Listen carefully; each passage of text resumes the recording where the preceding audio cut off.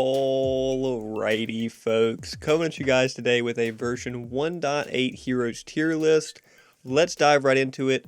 Want to get this one done a little bit quicker than I usually get them done. I like to yap on too much, so we're going to try to keep this one tight. Go through it quick.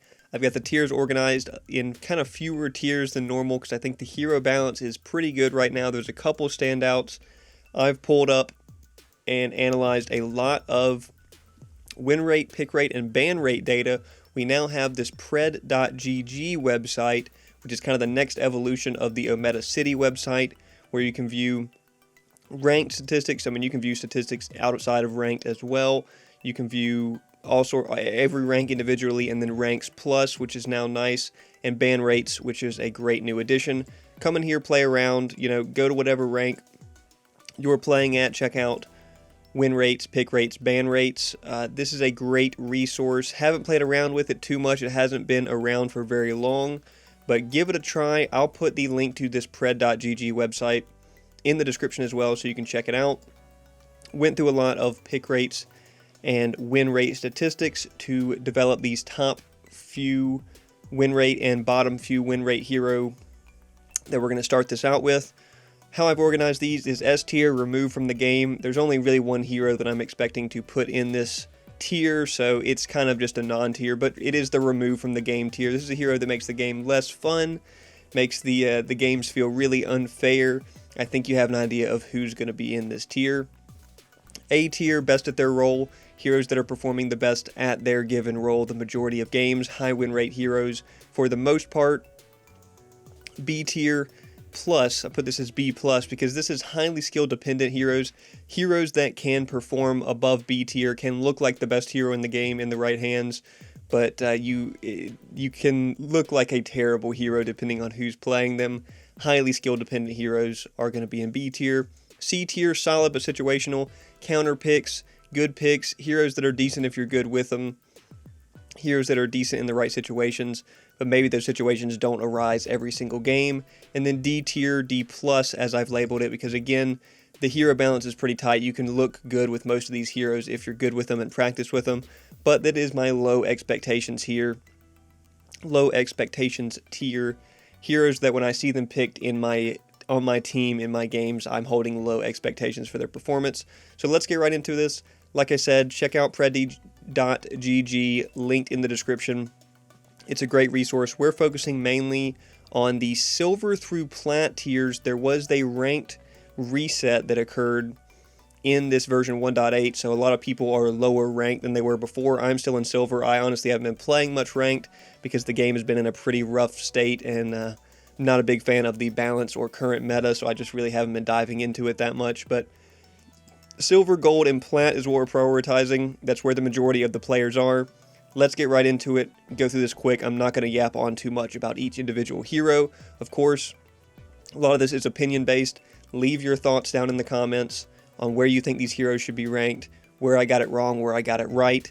The meta is largely dependent on general player-based consensus as well as performance, but we don't have a stat tracker for general player consensus. We have a stat tracker for win rate, ban rate, and pick rate. So let's get right into it.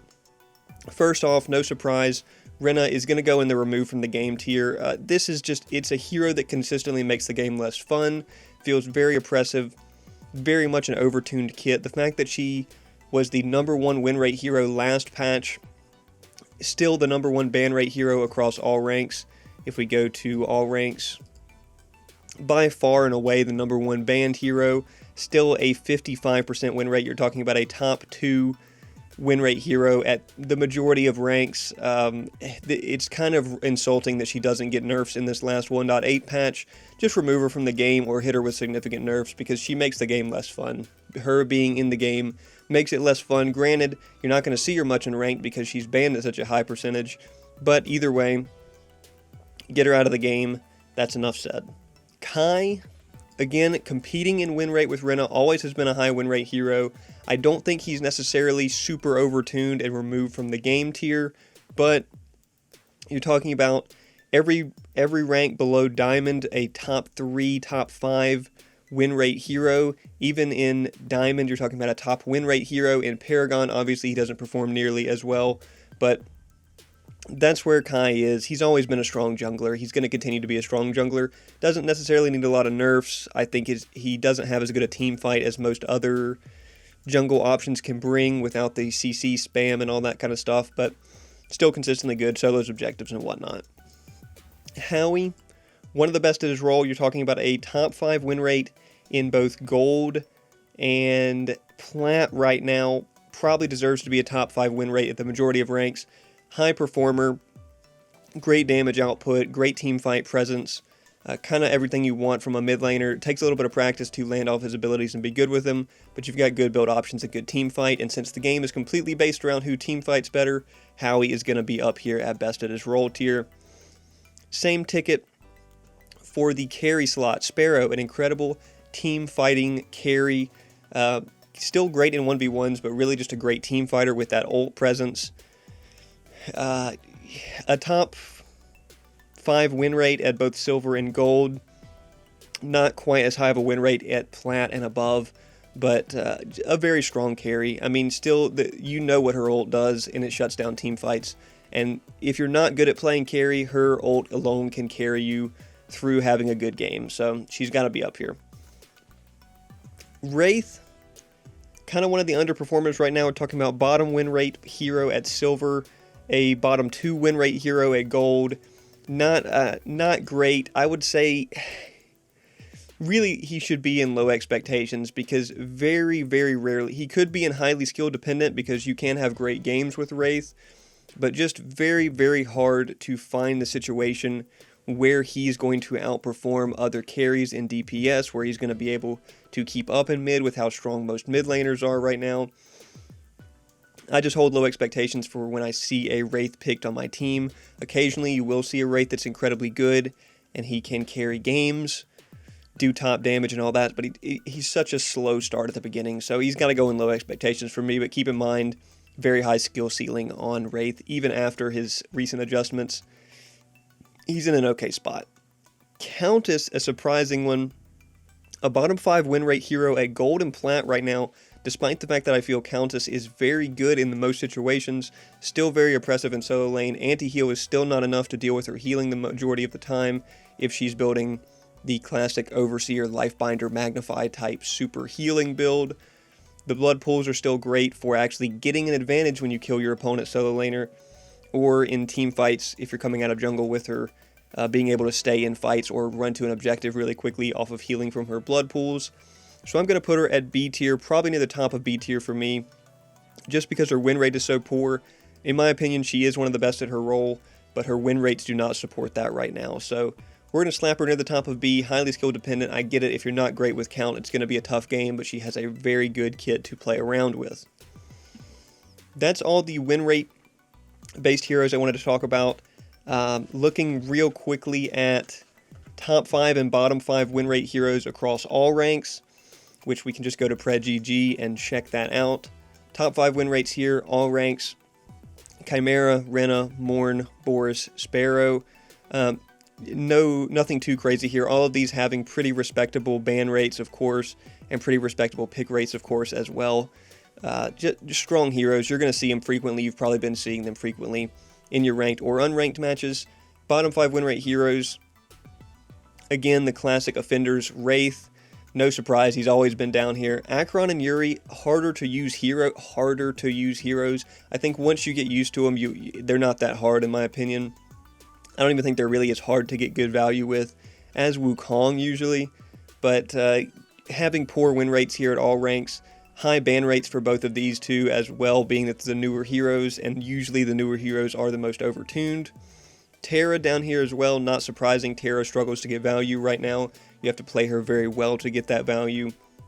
And then Feng Mao down here and Wukong, heroes that you need to play near their limit to really get more value out of them than their competition.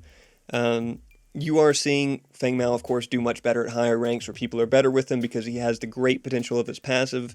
High pick rate as well, similar to Akron. So that's all I've got for you as far as win rate and pick rate discussions. Check out pred.gg, like I've said, linked in the description. Let's go through the rest of the list here. Mostly opinion based off of the games that I've played since version 1.8.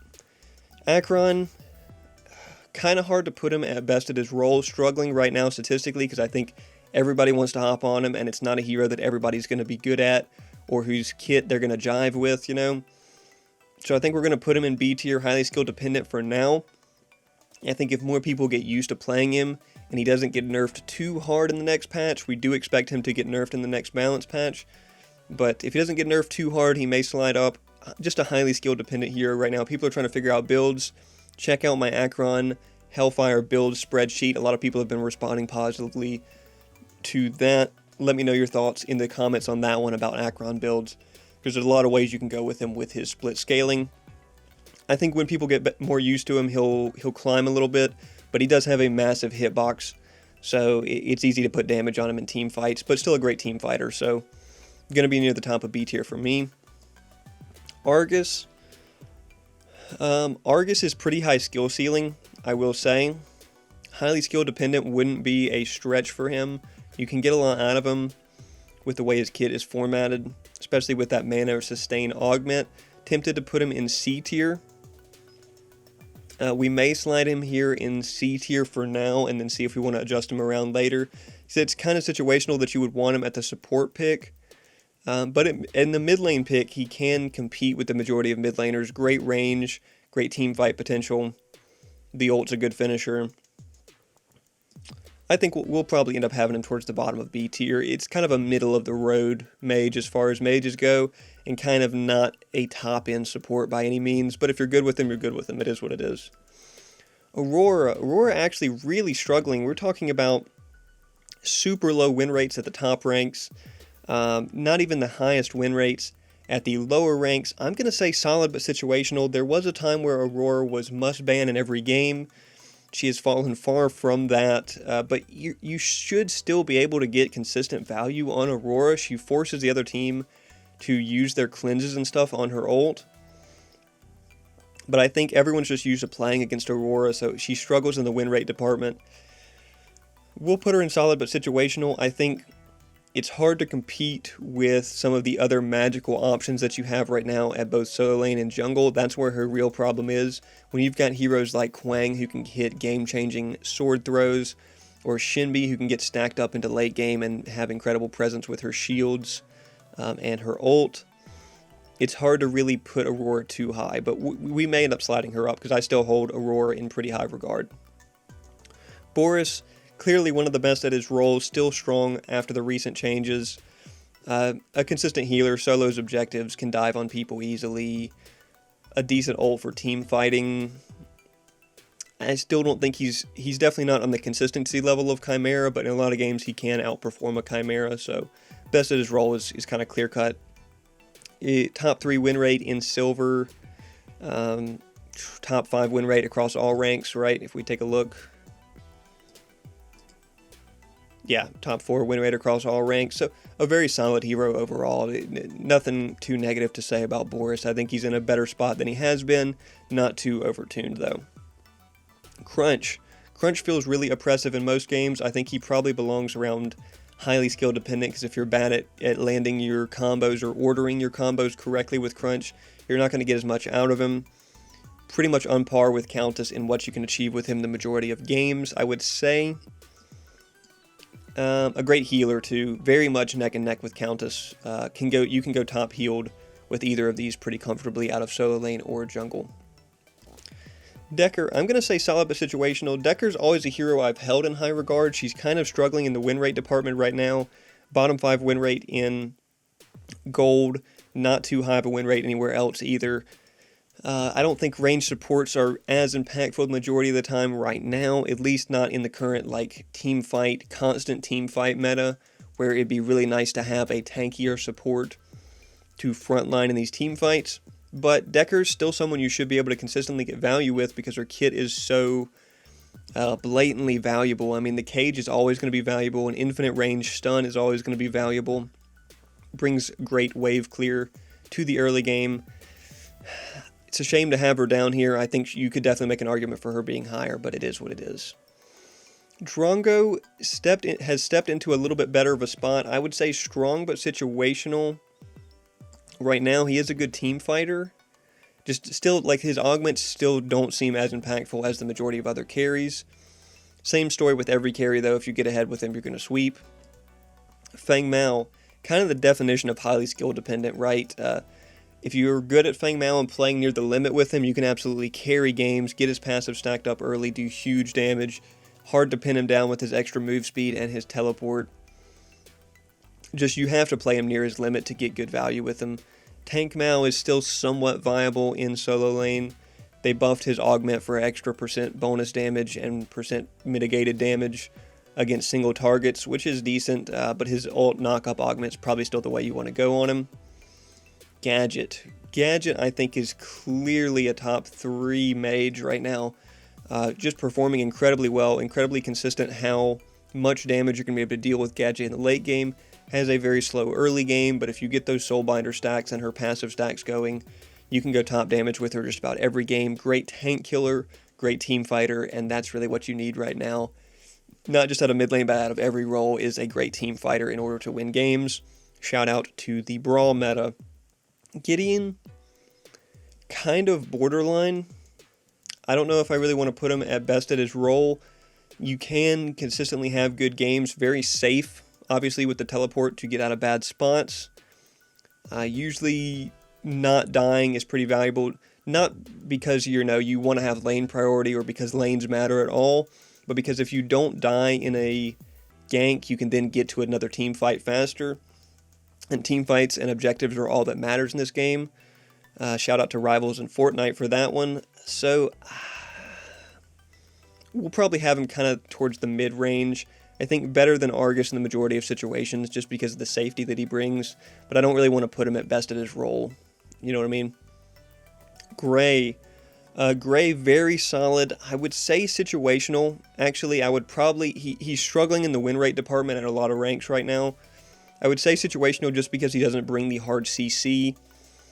If you are in a situation where the rest of your team comp has good CC, then you can get great Greystone value because he can dive backline, stay in team fights for a long time, and team fights are all that matters. So you have decent build options on him as well, whether you want to go auto attack or ability focused. Solid but situational. I hold Greystone in high regard. I'm a big fan of Greystone, but his win rates are not great right now, to be honest with you. Grim. I think Grim's a quintessential highly skill dependent hero. You can have incredible games with Grim. I've been trying to grind Grim to 7 here recently. This is a very high win rate hero at some of the top ranks and a very poor win rate hero at some of the lower ranks. Of course, with the prevalence of heroes like Akron doing magic damage, a lot of other solo laners dealing magical damage. If you've got a solo lane and a jungle dealing magical, picking up Grim is a little bit tougher on your team, as it always has been, because it allows their tanks to build all magic armor, and that can be tough to punch through. But if the situation aligns itself and you're good in practice with Grim, you can have great games with him. I've been having a lot of fun with him, but it is kind of hit or miss, kind of boom or bust. Grux feels like one of the best at his role because he is such a good Akron counter. I think because you're really just picking him to counter Akron, we're going to put him right here next to Akron. Not that Grux is really that skill dependent, but if you are very practiced with Grux, you can play him in a way that feels really hard to deal with.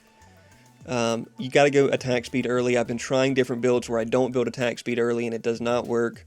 You're looking for Ashbringer or Sky Splitter first or second no matter what. But a fun hero overall. I mean, he can get the job done. He's an Akron counter in a meta where a lot of people are playing Akron, so you can't really put him too much lower. Solid but situational is more honest, but the situation where Akron's in the game is basically every game if he's not banned, so it is what it is. Iggy doesn't seem as ridiculous as he once was. Still a great team fighter. I actually really like him with the Molotov augment now. Really scales up crazily into the late game. The fourth turret augment is just kind of okay.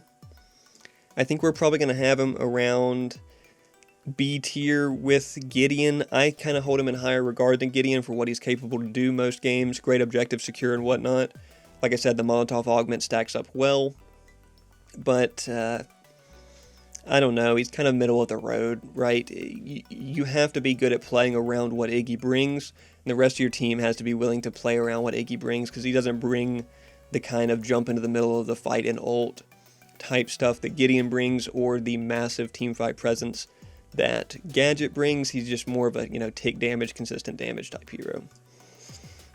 Kallari, solid but situational is probably the most honest tiering, but Kallari has been doing pretty well. Not too much different from what Feng Mao brings.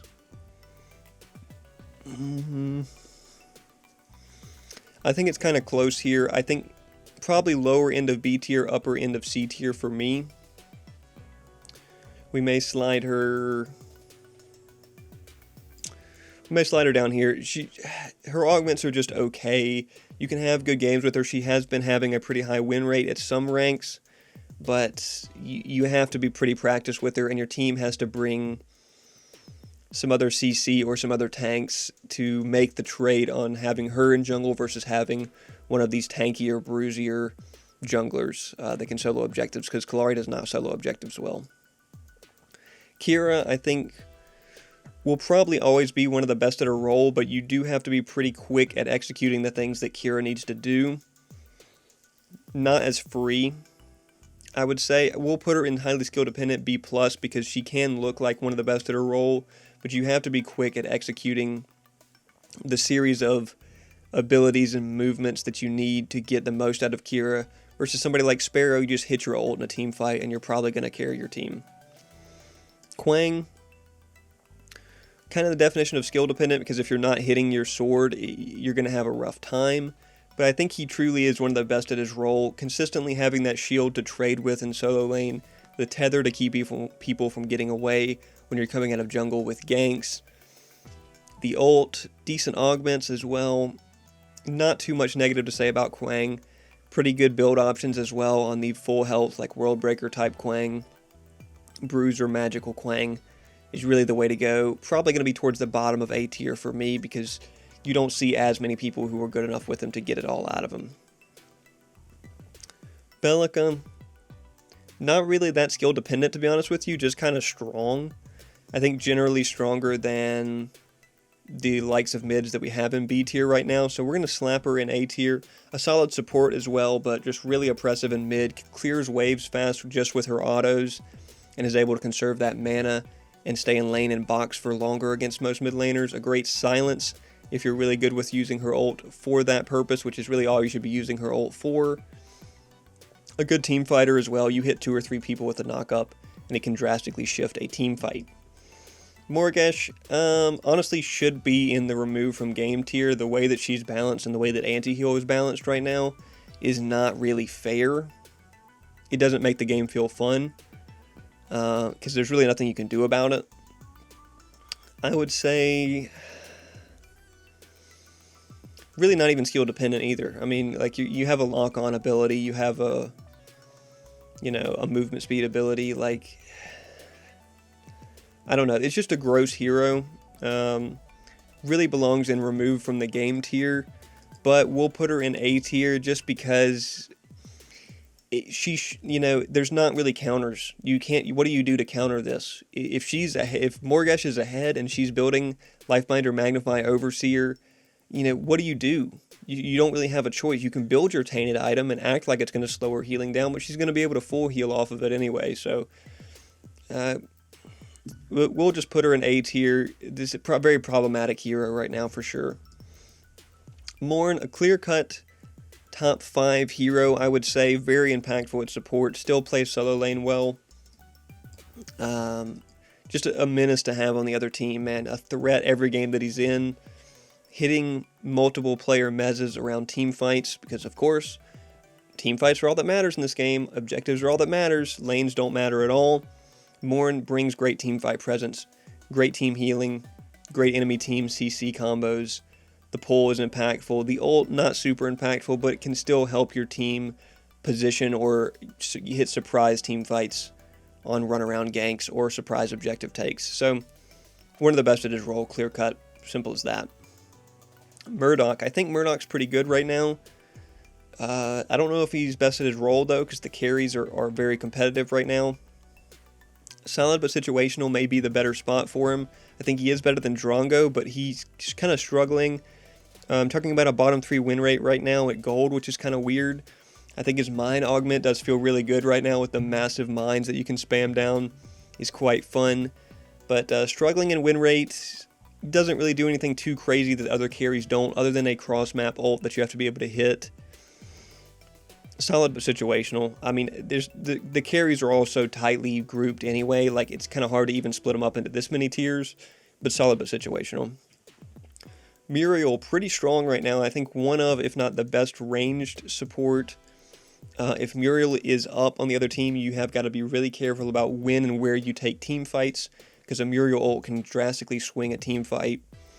Great shields, great buffs. She can make a bad carry look good with her attack speed and move speed buff, and shields to keep them alive. I think it's kind of hard to put her this much higher than Decker.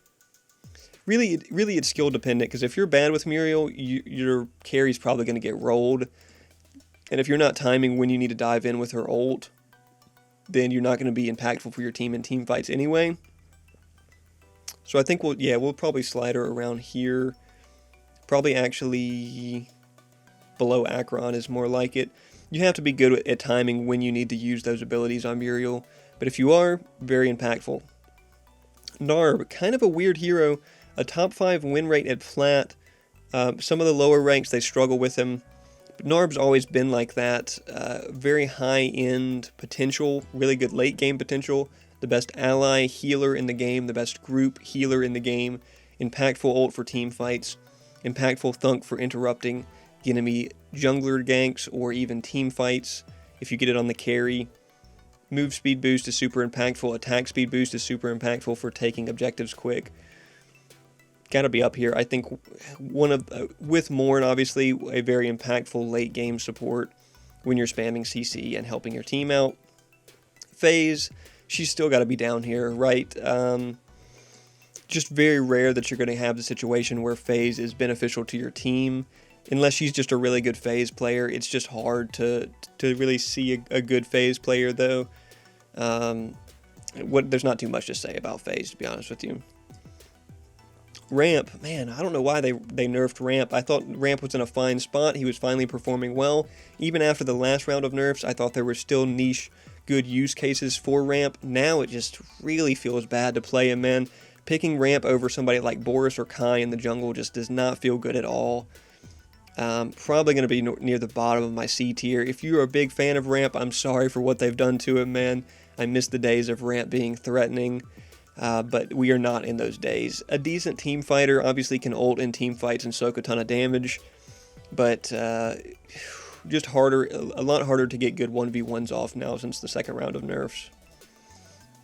Rev, I think Rev's realistically down here too. He could be in skill dependent. He could be highly skill dependent, but it's just very rare that you're even going to have those situations arise where Rev is pulling that kind of stuff off. Maybe just out of respect for Rev, we'll slap him at the bottom of B tier. Rev is capable of a lot, has a good kit, has the root, has the isolation, great tech, very unique tech offered with Rev, but rarely can you out DPS even the likes of Murdoch or Drongo because of his slow attack speed. If you're good with him, you're good with him. You can make him look really good, but you have very little room for error on Rev. Rick, consistently a top support, a game-winning support, can play jungle and solo lane as well, but just a great tank support. One pull is all it takes. One pull can decide team fights, which can decide games. One pull can decide objectives. The ult is still super impactful if you catch multiple people in a team fight. Great survivability if you're hitting his pulls and his ults to get those shields. Good augments. Really nothing negative to say about Rick other than you got to hit a couple pulls in a game for him to look decent. If you're missing every pull, it's going to be a rough game for you, but you still have good tankiness to offer your team as a front line. So a top 3 support, I think he's always has been. As long as his pull is as impactful as it is, he probably always will be, right? Sereth, reasonably skill dependent. Not seeing her as much now as we used to see her. Still seeing her as a decent high win rate and decent high ban rate at most ranks. Still has the kit to dive around and do all those crazy ult resetting shenanigans, multi-kills, and all that stuff. I think better than Grux in general, but I don't know if best at her role is really that reasonable. Can solo objectives, but not really early very effectively, not as early as some of these that have better in-kit healing. I don't really view her as impactful as Countess most games, but it's pretty close. We'll slide her right here, right below Countess. Sev's he's in a decent spot. It's hard for me to put him above solid but situational, but at the same time, you could get stacked up quickly with Sev if you're practiced at using him, and then have really strong late games and slide that strength scaling a little bit earlier into the game. The tankiest hero in the game, late game. Tanks are very valuable. Team fights, he can sit in the middle of a team fight and absolutely shut it down. I think for that reason, we'll probably have him right here around Muriel Iggy. Great team fighter late, really slow start early. Still a very impactful hero. Probably even better than Ramp right now in the jungle just because of the recent Ramp nerfs. Just build him full tank and go crazy with him late game. That's kind of what you're looking for. Shinbi, one of the best at her role, right? I think right up here around Kwang, maybe even higher than Kwang. Just really impactful. Does well in solo lane, does well in jungle.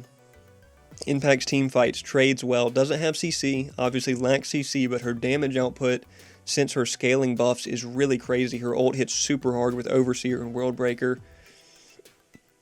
Pretty oppressive in solo lane the majority of the time, unless you're against like an Acheron or somebody that can just deal with her, that has abilities you need to interrupt. Scales well into the late game as well. I think best at her role is pretty clear cut. She is quite strong right now. Not difficult to use either, so you're going to be able to consistently get that value.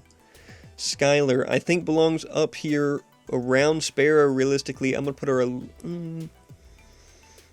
I'll put her right next to Sparrow for what she's capable of. A great tank killer with that beam. Absolutely deletes tanks.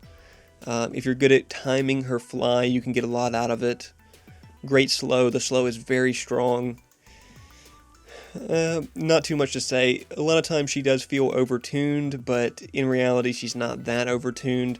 Has a pretty high win rate at some of the upper ranks, which is kind of unsurprising because she has a very nicely manipulatable kit to build around with that beam. So a top 3 carry, I think, in most situations right now. Steel kind of struggling right now in the win rate department, but hard not to put him at one of the best at his role because you just smash all your buttons. If you're not good with Steel, you smash all your buttons and get okay value. If you are good with Steel, you time your abilities well, keep your carry alive no matter what, dive into team fights and have super big impact on them. I think for that reason, we'll probably have him towards the top of B+ tier here because there is a big gap between someone who doesn't know how to play Steel and someone who's played Steel a lot and is timing their abilities well. The Bull Rush augment for being CC immune during it feels really crazy, really hard to deal with a Steel that's running that. Top of B tier, maybe. Doesn't seem like a very skill-dependent hero, but when you play against someone who's not good with him and you play against someone who is good with him, you'll see the difference quickly. Terra, not really respectful of Terra to put her below Ramp, but at the same time, I have pretty low expectations when I see a Terra on my team. I think we'll put her in solid but situational because she can bully in solo lane. If you do get ahead with her, she's really nice for diving in team fights with her ult, but you have to work hard to get the most out of her. Faye has been power crept, man. I mean, power crept so hard. You've got these heroes like Rena running around. Rena's AoE ability is just a 10 times better version of Faye's flower damage ability because Rena's gets huge by the late game and it has an execute associated with it and it has Omnivamp associated with it, so it's just way better. Faye still can do Faye things. The difference is it used to be when you were really good with Faye, you had the skill expression to beat most mid laners and snowball great into the late game. Now you just don't have as much teamfight presence as someone like a Rena, Howie, Gadget, and since team fights are all that matters, it's kind of hard to put her up there. Skill dependent, I mean, if you're still really good with Faye, you can still have really good games with her. Just doesn't have the blatantly overtuned in-kit abilities that someone like Morigesh does. Doesn't have the crazy team fight presence that someone like Howie, Gadget, Rena does. Great in 1v1s, but how often are you even going to get a 1v1 in the game? The entire game is based around constantly team fighting over objectives. So as much as I love Faye, I don't think I can really put her up here with the likes of these mid laners here. I mean, Bellica, Mori, feel better most games. Gadget, Howie, really strong in team fights. Top of B tier, I mean, rest in peace, man. Rest in peace to this game overall. Twin feels really strong right now. Probably a solid argument to be made for a top 3 carry. Has a really high win rate at a lot of ranks. Competing with Skylar and Sparrow for the top 3-4 win rate carries at just about every rank. I think we'll have him a little bit lower than those two because he doesn't quite bring as much to the table, it seems like. His ult is still very good. I think we'll have him over Mori here. Great build options, great build diversity options, great consistent DPS options, good mobility. A fun hero to play as well, oppressive with the grenade spam, the whole lot. Wukong, at certain ranks like Plat, we're talking about a number 1 win rate hero. At certain ranks like Gold, which keep in mind is 1 rank away from Plat, we're talking about the bottom win rate hero. So really skill dependent. If you're good with Wukong, you can get great value with him. If you're bad with Wukong, you're going to get smashed by most solo laners and junglers. Brings decent CC, brings obviously great tech and maneuverability. Probably need to have him right around here with Feng Mao. They kind of fulfill a similar role the majority of the time. You got to be good with them. It's just kind of how it is, right?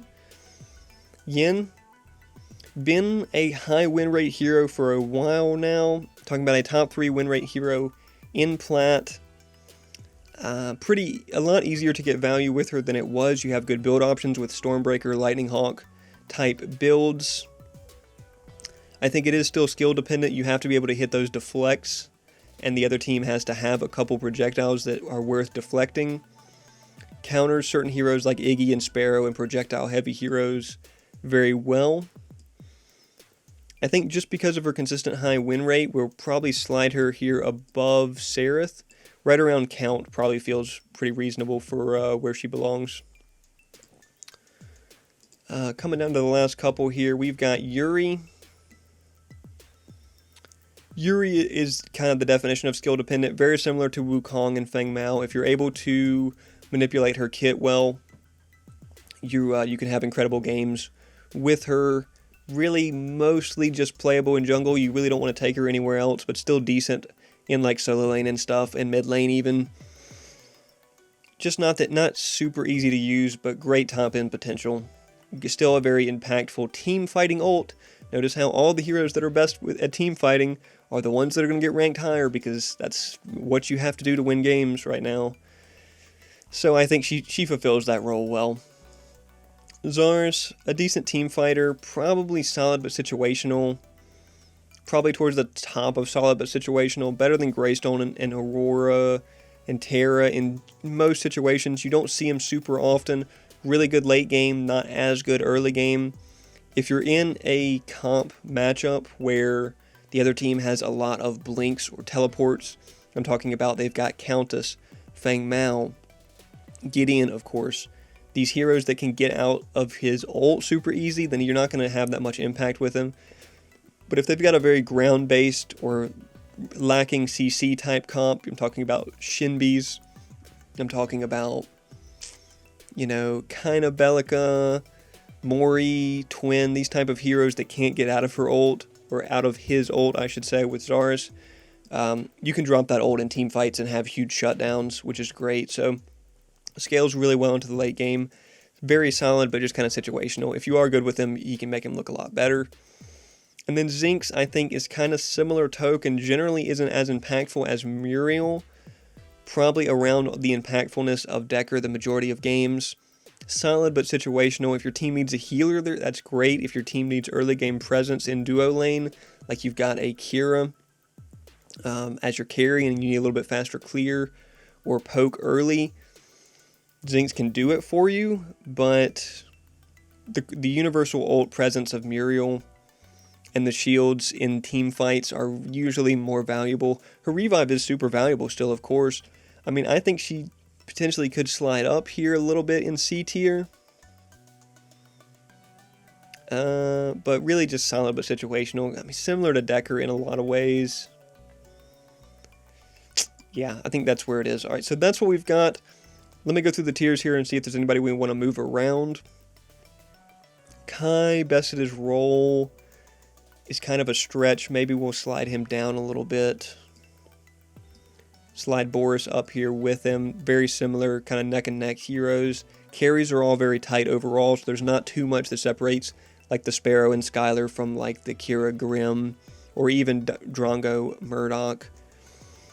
Shinbeam not going to be impactful most games as a really good Richter or Quang, but still very good. Narbash, kind of same deal. Bellica you have to be pretty practiced with, but still very good. Twin above Morgesh. Morgesh should be removed from the game, of course. Faye deserves to be higher, but has been power crept by Rena. Steel, again, probably deserves to be up here with the likes of Richter and Narb, but it just has a poor win rate right now to support that. Yuri, Fang Mao, yeah, he said, then you get to this stack of heroes right here. Yuri, Fang Mao, Wukong, Crunch, Count, Yin, kind of stretching into Seraph, where if you're really good with these heroes, you can carry your games. If you get ahead and you're good with these heroes, you're certainly going to carry your games. But if you're not very practiced with them, you're going to have a tough go. That's kind of the gist of this highly skill dependent tier. Any of these could look like an A tier, S tier hero if you're really practiced with them. Kira can look like the best carry in the game if you're practiced with them. Grimm, somewhat comp dependent. Grux, Acheron, counters. Grux counters Acheron. Acheron, people are still getting practiced with. Muriel, great universal ult, great teamfight presence. Sev, the tankiest hero in the game late. Iggy, still decent objective secure, still consistent damage. Gideon's very safe. Good damage output as well. Argus, high skill ceiling. Kind of a middle of the road type mage for what he offers. Offers you most of what you want as a mage though. Kalari, definitely skill dependent and can have good games, but not as much room for error or his tankiness or soloing objectives that you like to have out of some of these other junglers. Rev, extremely little room for error and tough to out DPS most carries, but good tech. Zarus, great late game. Murdoch, struggling for some reason in win rate statistics, but still a decent carry kit. Not very far separated from these other higher ranked carries. Drongo, I think Drongo probably belongs a little bit higher than this. Maybe we slide him bottom of B tier. His augments don't offer a lot, but he does have good options. He does, and the silence, if you're really good with the silence, you can get a lot out of it in team fights. Maybe we'll just slide him here to the top of C tier. I think he is a little bit better than Murdoch in a lot of situations. Murdoch's abilities just don't add that much DPS, where Drongo's do, so that kind of helps him out a little bit. Gray, comp dependent, still good in team fights. Aurora, still good in team fights, but most people play around her very effectively now. She's been out for a while. Zinx Decker, I feel like Zinx adds more unique options to your team in team fights if you're really good with her. Decker kind of similarly adds unique good tech options to your team both in lane and in team fights, which is what you really need. Terra, really hard to get value out of. Ramp has been mysteriously nerfed, like way too unjustly and way too strong on the nerfs that he's got recently, so I think he's got to be down here. Wraith, just really hard to get value with. And Phase, man, don't play Phase. Unless you're good with her, don't play Phase. That's just how it is. I hold pretty low expectations when I see either a Wraith or a Phase picked on my team. That's going to do it for my tier list. Let me know what you guys think. Let me know where I got it right, where I got it wrong. Hop over here to the new pred.gg website, the new evolution of Ometa City. Sort through these win rate, ban rate, pick rate, statistics. at whichever ranks you want to take a look at. If we look at Gold Plus, we can see Howie a top win rate, Grim a top win rate, Kalari a top win rate, which is kind of surprising. A lot of people are playing Kalari well, Sparrow, Yin, Boris. If we look at top ban rates, you're not going to be surprised to see the most recent 3 heroes are the top ban rates because people don't want to play against them. They make the game less fun in Urina's case and should be completely removed from the game, as she basically is in ranked. So let me know your thoughts on the tier list. Thanks for all the support on the recent Akron, where's he at? Akron spreadsheet video. A lot of people have been enjoying that, looking at builds, diving into the math behind Akron's Hellfire, which is very strong. And I think when people get more used to him, he could climb up here to A tier, where he probably belongs. But thanks everybody for stopping by. Come hang out with us in the live streams. We've been enjoying Pred just about every day. It's really wearing on my patience. But hey, it's still fun to hang out with the goons. We'll catch y'all there. Keep enjoying Pred, folks. Just keep enjoying Pred.